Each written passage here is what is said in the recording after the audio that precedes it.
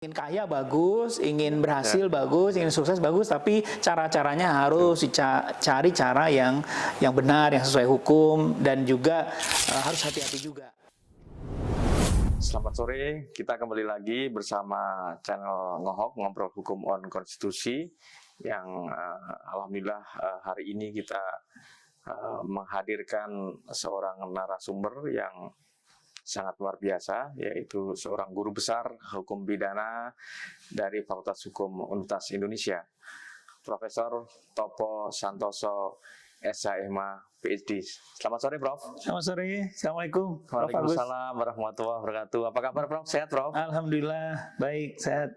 Prof, ini kegiatan selama pandemi ini apa, Prof? Sekarang kesibukannya Prof Topo ini? Iya, saya biasanya ngajar online ya, kemudian uji, lalu nulis buku atau artikel jurnal. Ya, prinsipnya itu. Bagus. Jadi yang lain-lain luar biasa ya, Prof Topo menikmati hidup ya, menikmati sebagai seorang guru besar gitu ya, mengajar, menguji. Emang itu utamanya, ngajar, nguji, nulis, riset ya, berputar situlah. Ya. Baik. Prof Topo, ini hari ini kita akan diskusi secara ringan, Prof, tapi substansinya adalah berkaitan dengan soal-soal yang berkaitan dengan masalah trading ya, yang perdagangan yang ini bisa diindikasikan sebagai soal judi atau penipuan nih, Prof. Ada beberapa kasus yang saya kira Prof Topo bisa cermati terkait dengan kasusnya Indra Kents, kemudian kasusnya yang sekarang ini juga ada lagi Doni Salmanan dan lain-lain ya, ini banyak terjadi. Nah, kira-kira bagaimana menurut pandangan Prof Topo kok fenomena ini kok banyak terjadi gitu, Prof? Iya, memang menarik ya. Sekarang meledak lah katakanlah ya. Sebetulnya ini yang disebut dengan financial crimes ya, financial crimes, kejahatan di bidang finansial, dan itu pada umumnya meledak setelah banyak korbannya. Ya, korbannya banyak, jumlahnya luar biasa banyaknya, miliar-miliaran, bahkan saya dengar sampai T. Karena ini sebenarnya 2 atau 3 kasus ini baru sebagian, karena ada yang lebih besar ya, Prof Agus, banyak yang lebih besar dari itu saya dengar. Nah, jadi ini memang dari segi hukum pidana, menurut saya perlu dicermati. Pertama dari sisi korban ya, tentu bagaimana korban bisa mencari keadilan, kemudian dari sisi penegak hukum bagaimana bisa memproses kasus ini, membuktikan unsur-unsur tindak pidananya dan kesalahan para pelakunya, dan kemudian bagi masyarakat tentu jangan sampai menjadi korban-korban berikutnya, karena tidak tertutup kemungkinan masyarakat kalau sudah tergiur dengan iming-iming cepat menjadi kaya dan sebagainya, akhirnya ya banyak terjebak ya, terjerat dan sebagainya. Saya kira itu salah satu hikmahnya, Prof Agus. Nah, lalu Prof, kan ini kebetulan terduga pelakunya nih banyak juga yang anak-anak muda nih, Prof, anak-anak milenial. Kira-kira menurut pandangan Prof, kok ini trennya kok ke arah sana? Bagaimana nih, Prof? Ya, ini menarik ya, karena itu yang disebut flexing ya. Yang disebut flexing. Jadi orang-orang memamerkan kekayaannya, prestasinya dalam bidang cepat menjadi kaya, ditunjukkan dengan mobil yang mewah, rumah yang mewah, perhiasan-perhiasan, pakaian yang mahal dan sebagainya. Sehingga kalau melihat itu, namanya anak-anak muda ya, masih muda, sudah punya prestasi, cepat kaya, tentu menggiurkan kan, banyak anak-anak muda lain ingin seperti itu. Nah, ini justru disinilah saya kira bahayanya, karena kalau orang sudah ingin cepat kaya, punya motivasi seperti itu, tapi cara-cara yang ditempuh dia tidak hati-hati, akhirnya bisa menjadi korban. Kan itu kita lihat banyak yang terjerat tuh puluhan, mungkin juga ratusan ya. Mereka yang sudah berinvestasi dikiranya betul-betul mendapat keuntungan dan cepat kaya seperti orang-orang yang tadi para tersangka ya sekarang ya.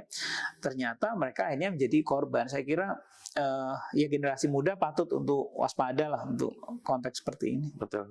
Nah, saya kira terakhir, Prof, ini bagaimana menurut Prof ya supaya tidak hanya masyarakat dalam artian milenial begitu ya, tapi masyarakat secara umum ya terhindar dari adanya korban-korban ya, kegiatan-kegiatan yang dikualifikasi sebagai satu kegiatan yang trading yang masuk dalam kategori penipuan gitu. Kira-kira menurut Prof gimana? Ya, memang di sini ada beberapa aspek kejahatan yang mungkin terjadi ya, mungkin bisa penipuan, mungkin bisa perjudian ya, pasal 303 KUHP misalnya ya, bisa dikaitkan juga dengan undang-undang ITE dan sebagainya. Jadi aspek hukum pidananya itu cukup menonjol di sini. Nah, sementara yang menjadi korban atau calon-calon korban masyarakat luas, saya kira bukan hanya generasi muda. Nah, saya kira OJK sudah punya apa yang disebut dengan waspada investasi ya, itu satu program sendiri yang cukup besar dari OJK yang saya kira memberikan edukasi juga bagi masyarakat, dan juga saya kira lembaga-lembaga seperti PPATK bisa digunakan untuk menelusuri aset-aset yang mencurigakan dan dari mana dan kemana aset-aset mengalir. Kemudian juga saya kira penegak hukum juga perlu lebih cepat bekerjanya. Maksudnya begini, sekarang ini meledak karena adanya viral ya, berita-berita yang viral. Tapi bagaimana kalau ini tidak menjadi viral kan? Patut juga kita berharap para penegak hukum bisa bekerjanya lebih cepat dan mendeteksinya lebih awal, sehingga tidak jatuh lebih banyak korban harusnya. Nah, Prof, terakhir nih. Jadi kalau menurut Prof Topo kan kita belum punya nih undang-undang tentang perampasan asetnya. Ini bagaimana kira-kira menurut Prof Topo dalam rangka untuk memberikan perlindungan kepada korban nih, Prof? Iya, betul. Jadi memang gini, kalau perkaranya perkara pidana itu kalau sejak awal nih para korban-korban kemudian sudah melaporkan kepada polisi dan kemudian di dalam pemberkasan saya kira juga harus harus secara cermat. Siapa saja korbannya itu harus didata secara cermat, dan kemudian di dalam persidangan itu harusnya sih kalau menurut saya dalam putusan itu juga bukan hanya membuktikan unsur-unsurnya dan juga menyatakan kesalahannya pelaku, tapi juga ini misalnya ya barang bukti ini, aset ini dikembalikan kepada siapa A, B, C dan seterusnya, sehingga mereka lebih terjamin ya. Karena kalau itu kemudian disita untuk negara, sebenarnya korban-korban banyak yang tidak bisa dipulihkan, ini kan repot. Yang terakhir adalah soal RUU Aset Recovery. Memang seingat saya sudah bertahun yang lalu itu sudah ada draftnya, tapi kemudian tidak dibahas. Nah, kita berharap sih RUU itu segera dibahas dan kemudian diundangkan sehingga lebih terjamin untuk pemulihan aset, baik aset dari masyarakat maupun aset negara yang menjadi dirugikan karena dilakukannya tindak pidana, entah korupsi, pencucian uang dan sebagainya.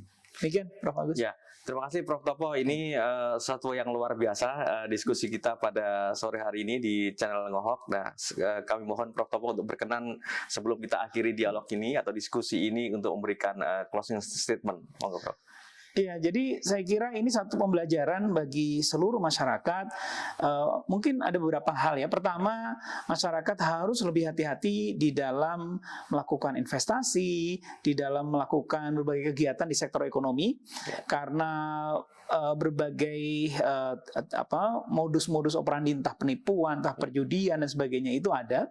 Yang kedua, saya kira bagi generasi muda ini juga penting, ya ingin kaya bagus, ingin berhasil bagus, ingin sukses bagus, tapi cara-caranya harus dicari cara yang benar, yang sesuai hukum, dan juga harus hati-hati juga. Nah, yang ketiga saya kira untuk penegak hukum saya berharap kasus ini benar-benar bisa dituntaskan, agar masyarakat yang menjadi korban bisa dipulihkan kerugiannya dan juga bisa dicegah korban-korban yang akan datang. Demikian. Terima kasih Prof Topo, diskusi yang sangat luar biasa di channel Ngohok. Ya, sehat selalu Prof. Amin, sama-sama. Sukses selalu Prof. Dan saya kira kita akhiri bincang kita di sore hari ini, dan kita jumpa lagi di edisi berikutnya bersama channel Ngobrol Hukum on Konstitusi.